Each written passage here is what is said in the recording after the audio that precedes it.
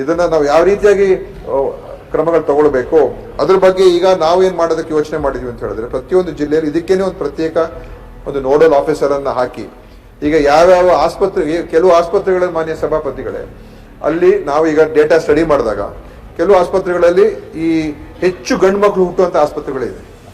ಅದು ಯಾಕೆ ಆಗ್ತಾ ಇದೆ? ಕೆಲವು ತಾಲೂಕುಗಳು, ಈಗ ತಾಲೂಕಾ ಬರ್ತ್ ರೇಷಿಯೋ ತಗೊಳ್ತಾ ಇದೀವಿ.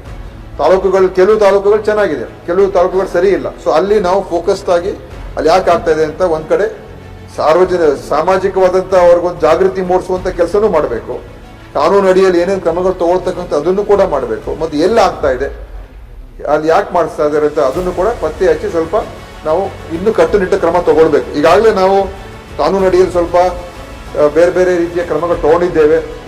ಇದಕ್ಕೆ ಈ ಗುಪ್ತಾಚರಣೆಯನ್ನು ಕೂಡ ನಡೆಸಿದ್ದೇವೆ. ಸುಮಾರು ಕಡೆ ನಾವು ಕಳೆದ 2 ವರ್ಷದಲ್ಲಿ 7 ಕಡೆ ಈ ಡಿಕಾಯ್ ಆಪರೇಷನ್ಸ್ ಎಲ್ಲ ಮಾಡಿಸಿ ಅಲ್ಲೆಲ್ಲ ಪತ್ತೆ ಹಚ್ಚುವಂತ ಕೆಲಸ ಮಾಡಿದ್ದೇವೆ. ನಮ್ಮ ಅಧಿಕಾರಿ ಕೂಡ ಹಿಡಿದಿದ್ದೇವೆ, ಆಸ್ಪತ್ರೆ ಮೇಲೆ ಪ್ರಕರಣಗಳು ದಾಖಲೆ ಮಾಡಿದ್ದೇವೆ, ಇದೆಲ್ಲ ಮಾಡ್ತಾ ಇದೀವಿ.